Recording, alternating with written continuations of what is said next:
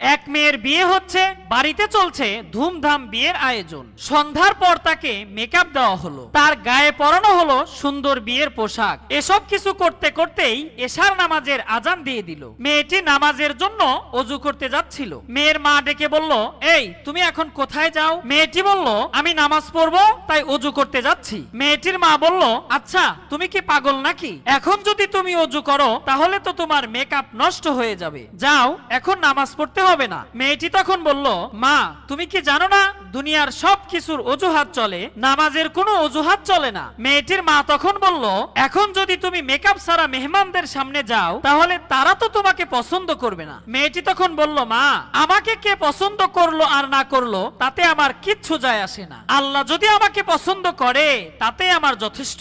এই কথা বলে মেয়েটি ওযু করে নামাজের মধ্যে দাঁড়িয়ে গেল। মেয়েটি যখন নামাজে সেজদার মধ্যে গেল, সেজদা অবস্থাতেই তার